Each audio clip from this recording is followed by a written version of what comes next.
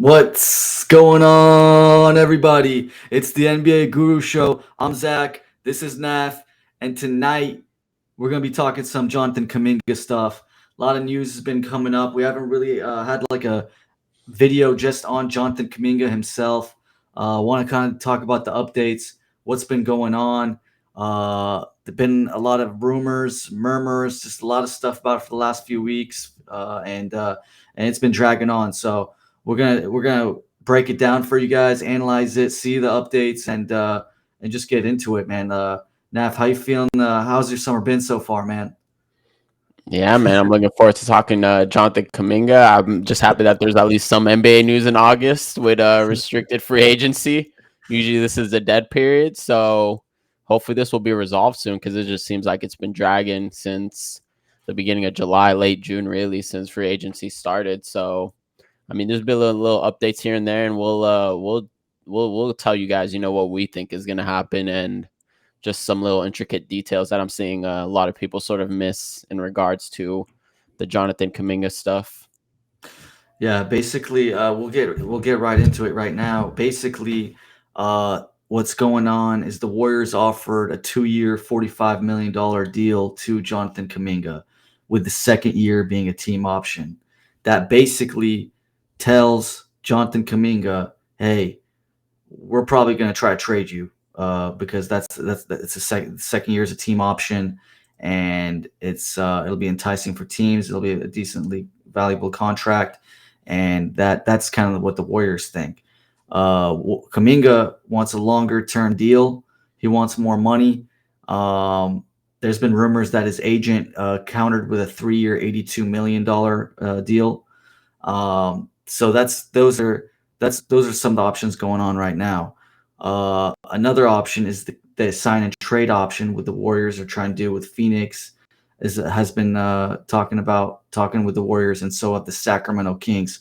And Sacramento Kings, the Phoenix Suns offered Nick Richards, Royce O'Neal, and 4 second-round picks to the Warriors, and the Warriors do not find that enticing at all. Is that even an offer you would consider if you're the Warriors, Naf? That is a terrible offer. I would not even. Yeah, I would just be like, talk to me when you're serious. Like, get back to me when you're serious. Like, that is not a serious offer. To be fair, the Suns don't have much to offer. I did hear, come on, Malawatch, his name thrown out there. I think that would be a little too hefty of a price, the 10th overall pick in this past June's draft. I think that's a little too much to give up for Jonathan Kuminga, in my opinion, especially since you have Kaman Malawatch on a rookie contract. So, yeah, I mean, 4 seconds, Nick Richards and Royce O'Neal is a ridiculous offer. I think, yeah, not even considering that. Yeah. And the other option for Kuminga is to accept the qualifying offer, which is $8 million, and then just be an unrestricted free agent next year and see how the market is. But I think the market, from what I'm reading as well, isn't that good either. And he's not going to really get anything too crazy during that time as well. And there's a risk of him getting hurt during the season, and just the way the Warriors have been playing him, which is not playing him at all. Yeah. So like, he's just not going to look that good either way. So now we'll get to this Kings, what the Kings have been offering. We've been hearing Devin Carter, and we've been hearing Dario Saric, those two guys for Kuminga, and that looks like that's not really the case right now. Currently, the offer looks like it's Malik Monk and a lottery protected first round pick in 2030. And if that does not convey, then they would get the worst of the Kings or Spurs 2031 pick. That's the updated offer. That's what Sam Amick's been saying. Sam Amick has been reported that Keon Ellis and Keegan isn't even on the table. It's just basically on the provisions of that draft pick.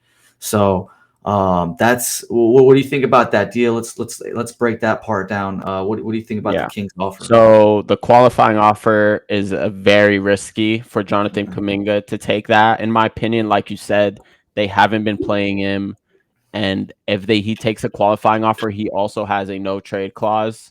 So essentially, he pretty much does control his own destiny. And the Warriors, I think, are not going to be happy if he takes a qualifying offer. They're not going to want to play him the minutes. I think it's going to be a toxic situation if he takes a Mhm. qualifying offer, and it's a risky situation because if he does get hurt, then and then there's that question too. So I would be shocked if he takes a qualifying offer.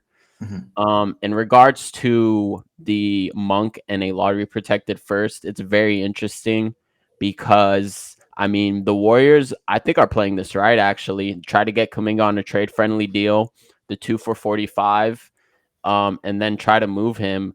I mean, just by waiting, like it used to be Devin Carter in 2 seconds, and just by waiting a few weeks, it's already gone up to Monk and a lottery protected first. So say what you want, but the Warriors and Mike Dunleavy, I think, are handling this right. And I think Scott Perry right now is sort of getting, pushed around. And we're gonna see. I know the Warriors do want that unprotected, that the protections off that first round pick. So I mean, that is not a good look in my opinion. If Scott Perry takes the protections off and sends out unprotected first and Monk for Kuminga, he just pretty much got bullied throughout this whole ordeal. And yeah, that would be very worrying if I'm a Kings fan. And then there's also the monetary issue with this deal. So because of the base compensation rule, the Warriors would be sending out half of the Kuminga's salary, so it would be 11.5 million, and they would be taking back Monk is 18 million, which would hard cap them at the first apron. And because of sign and trade rules, this would make it very difficult for them to make other moves. And I don't even think they would be able to sign like minimum contracts. So they would not be able to sign Horford. They would essentially have to move Moody or Buddy Hield to bring Mhm. in minimum. And this is something that I'm seeing a lot of people are forgetting to mention. So essentially, you're giving up a Horford or Buddy Hield and Kuminga, and bringing in Monk and protected first. So, and I do like Monk. I think it would be a solid foot with the Warriors. He could come off the bench as a 6 man, help facilitate the scoring. But then again, you're giving up Kuminga and Horford and other valuable pieces. So yeah, I mean, if I'm the Warriors, I try to bring Kuminga back on a trade friendly deal and try to move him by the deadline. I think that Monk and unprotected first just doesn't help them enough. They're an old aging team with Steph, Draymond, and Jimmy Butler. So going from Kuminga and Horford or Kuminga and Healed to just Malik Monk, in my opinion, doesn't move the needle at all for them. So I see why they are sort of, in this stance where they're just holding firm and almost, just calling the bluff of, Sacramento Kings and Scott Perry and just be like, hey, if you want your guy, you're gonna have to pay the unprotected first round pick, which I don't know, would you give up an unprotected first round pick in Malik Monk for Kuminga, or was that too much?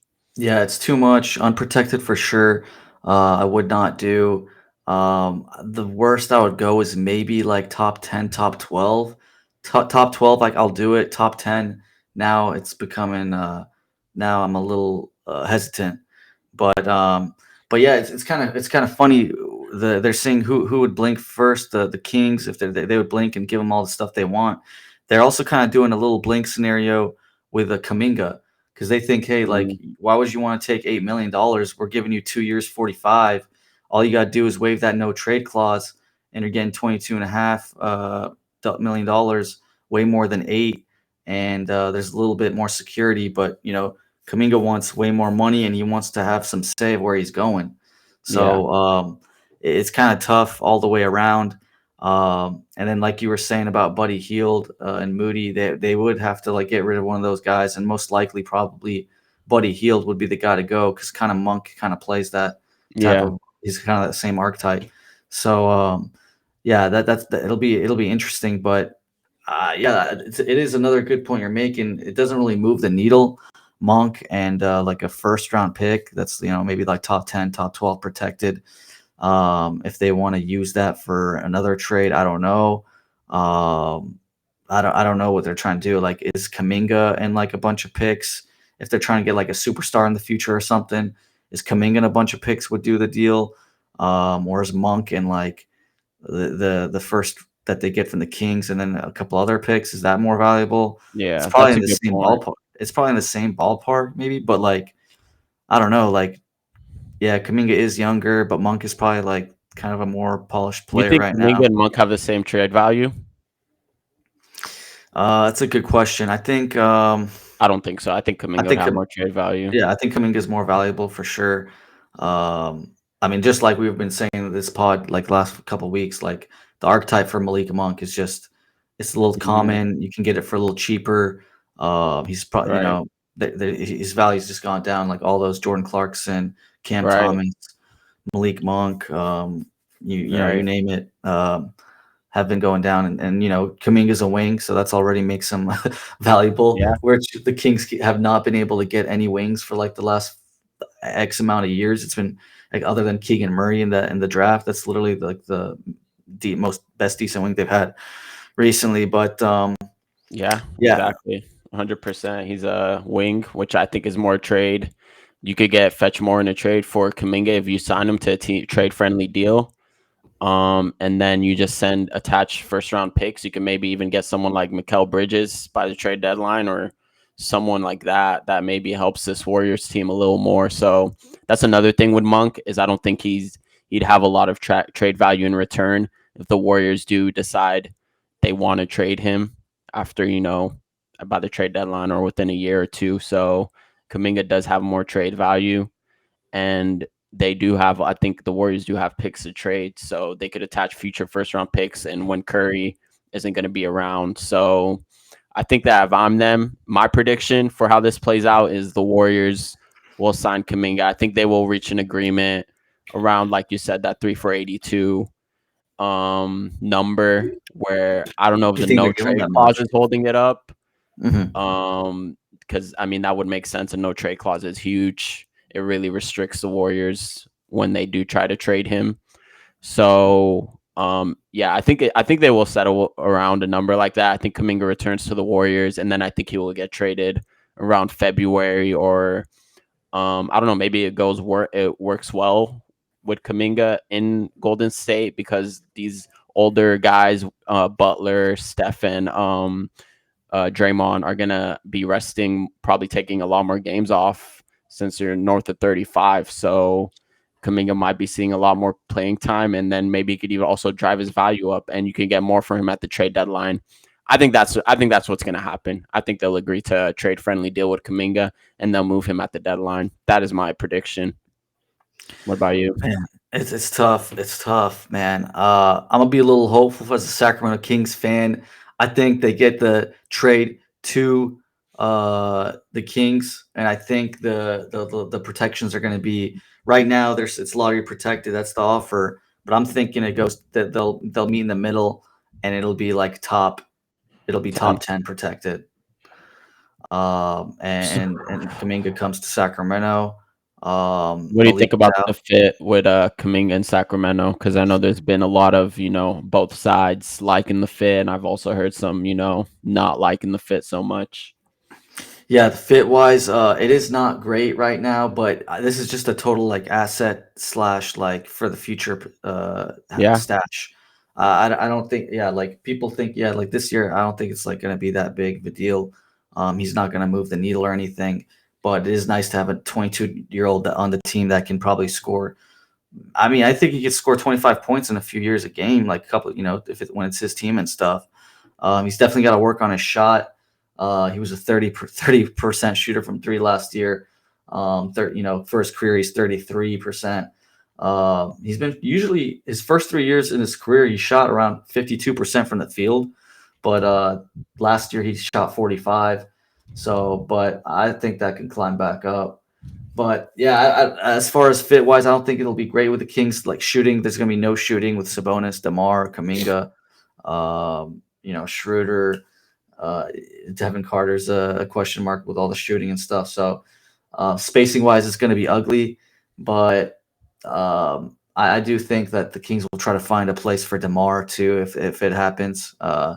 Especially maybe not immediately, but at least by the trade deadline, something like that, where Demar uh, he might be coming off the bench actually if coming because they're Oh the wow. Kings have offered they had a meeting with Kuminga last week and they said hey you're gonna have a starting job and That's true. and Someone would you'll have to go to the bench.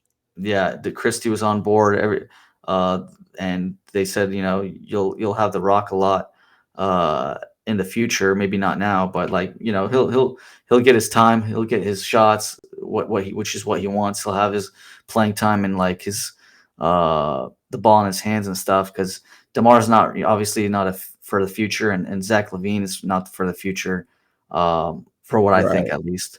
So I don't know. Yeah. So I think Kuminga was reported that he liked everything the Kings are saying and stuff like that. I don't know if that's a move to kind of make the Warriors give more money to him or something. I don't know.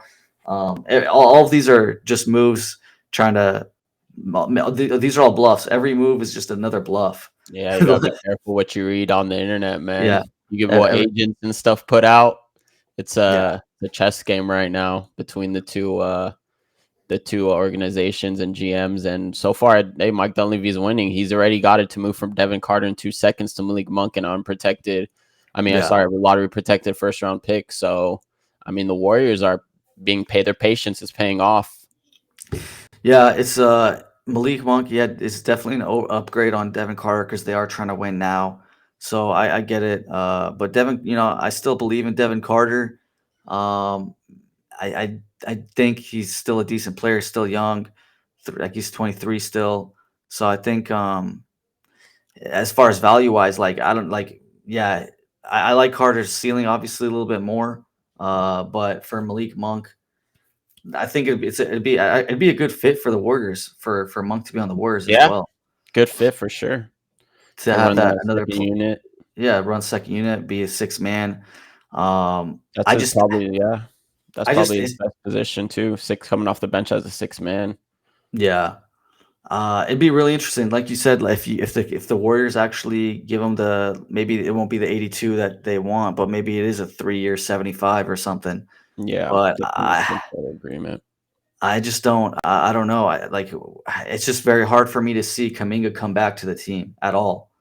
Yeah, like, that's a good like point. the, They have it's, had their I mean, Steve Kerr's called him out, I mean, publicly, saying that he yeah, just doesn't fit with the play style with Steph and Draymond, so but then again, yeah, Steve Kerr did also come out and, he's actually been talking also with Kuminga and mhm, whatnot, so maybe he's trying to, repair anything there, and, they realize that they do need him because, like you said, he's 22, young mhm. legs. He can help the Warriors during the season, especially when they're taking time off with their older veterans. So they definitely, I mean, Malik Monk can do that as well. But The yeah, I one mean, thing, it's an yeah. interesting scenario.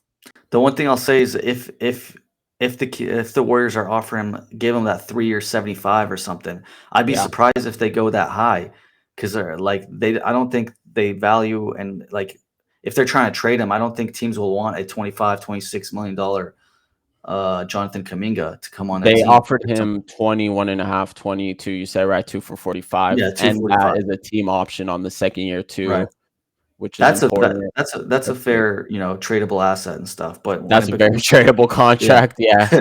Very But when it tradable becomes contract. 3 for 75, you're adding a year, you're adding a few $1 million per year. Yeah. Um, I don't know. I I don't know think if if the the Warriors year, I don't really. know if they're going to want it to be a player option, a team option that third year. That's also Mhm, important. The no trade clause. I think mhm, that's where they're really getting, hampered by. That's really stalling the negotiations. mhm. So, yeah, it's going to be interesting how it plays out. I think they'll come to some sort of agreement. That's my prediction. Yeah, Kings offered, I don't know if we mentioned already, but Kings offered 3 years, $63 million if they got him to come here. So, yeah, I mean, Yeah. I think he wants it to be he definitely wants it to be a longer year contract of at least 3 years. Actually, Phoenix was offering 4 for 90, I believe, but Hmm. they don't have it. Warriors don't want anything really from the Suns that Yeah, they're they'd offering. have to do a sign and trade to move off money because they don't have, that's Yeah. another problem is the cap space with teams. If he takes a qualifying offer, who's going to have the cap space Mhm. next year? I mean, I know the Lakers will have cap space, but there'll be more teams with cap space, assumingly, but that's something that they're going to have to track. But like you said, yeah, Kuminga is, I mean, he's proved it in the Timberwolves series. He averaged 20 Mhm. points, 3 rebounds, 1 assist with Curry out. So, I mean, he's shown a lot in FIBA also that he can really carry a team. So he's been put in positions where he's had to carry the load, and he's proven that he's able to do it. So it's going to be interesting to see what exactly happens. I think it's worth the risk if you're the Kings. You have to Yeah, get younger. I mean, yeah, Kuminga automatic. He's younger than Nick Clifford. I think he's might even be younger than Maxime right now. He would automatically yeah, be the youngest. yep. I think the youngest player, younger than Devin Carter even. So, and Mhm, he's has like 3 years experience in the league. So I think that 4 years. So I think that if you're the Kings, I think it's worth the risk. You obviously at next year, I mean, as soon as possible, we've been saying you have to start pivoting into the younger guys and giving them more minutes and get off of Levine with Sabonis, which will be hard. But I think you could get off DeRozan, especially if he's not happy as it with a six mhm, man role. I'm not sure if he would be. That's something that I'm not sure if the Kings have talked about with DeMar, but no, I would like the move for the Kings, like you said. Even though I know some people question the fit with Kuminga and the Kings, but I think that this is definitely a move for the future. mhm. And I think that if you give him the keys maybe next year or something, you can really see and unlock that potential. And then if you don't, you still have a tradable contract, which is what the Warriors are trying to get him to sign on. So Mhm. you can always just move off of him if it doesn't work out. So I mean, like we said, the archetype is a wing, it's just every team needs it right now in the NBA as opposed to Malik Monk, the smaller guard. So yeah, it's gonna be interesting. Yeah, Kings need that big four. They need a long, athletic, young asset that they can hope to see some good potential in for the future. And I Yeah. think that guy is Jonathan Kuminga. So I would love to see him in a Kings jersey. Just for fun here, I'm looking at the estimated plus minus, one of the best stats, if not the best stat in the NBA. You've heard me talk about it here a lot. Malik Monk is a minus zero point 0.1 and Jonathan Kuminga is a minus zero point 0.3. So Kuminga is a little bit worse. I mean, they're pretty similar, but just funny that Malik Monk is a plus zero point 0.7 on offense and a minus zero point 0.8 on defense, which makes sense. Yeah. And Kuminga is a minus 1.1 on offense and a plus zero point 0.8 on defense. So Yeah, that could just be the fit on offense, yeah, like Kerr yeah, said, exactly. it's a weird fit with them.